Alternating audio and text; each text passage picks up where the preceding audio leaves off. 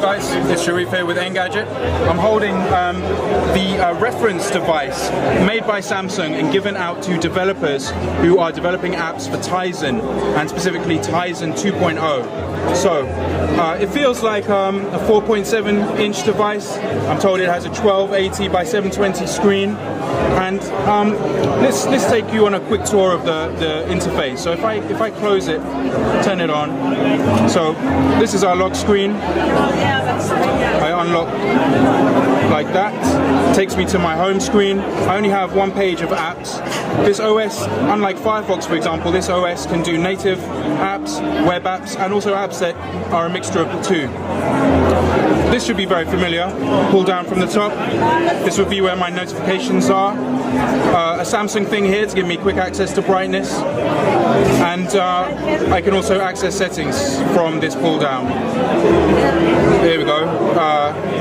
So here we go. Device PQ. That's the name of the device so far, reference device. If I return to the home, another screen that's here, there's only one navigation button, and that's your home button. But if I press and hold it, I come to a multitasking screen, so I can have quick access to some of the apps that are running, and I can also shut them. So we may as well look at some of these apps then. So if I tap on camera, we have burst mode, which is going on at the moment.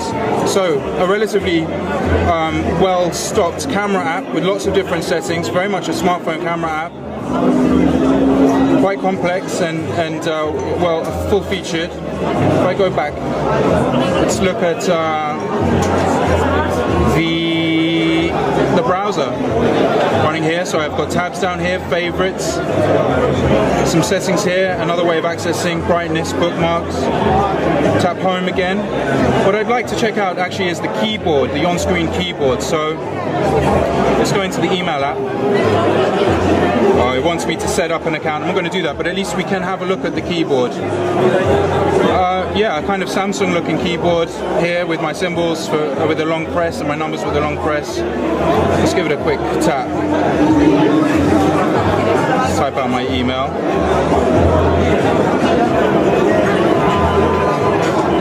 Not bad, kind of familiar.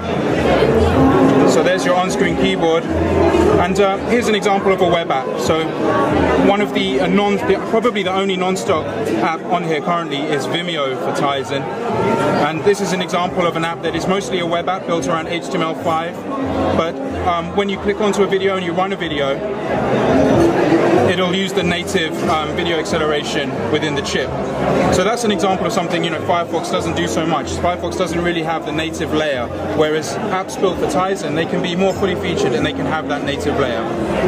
I think I've got bad connectivity now, so this might not load up. But there we go, it serves the purpose of at least showing you what developers are working with as they start to code for this new operating system, which now includes the Bada OS 2. Thank you for watching.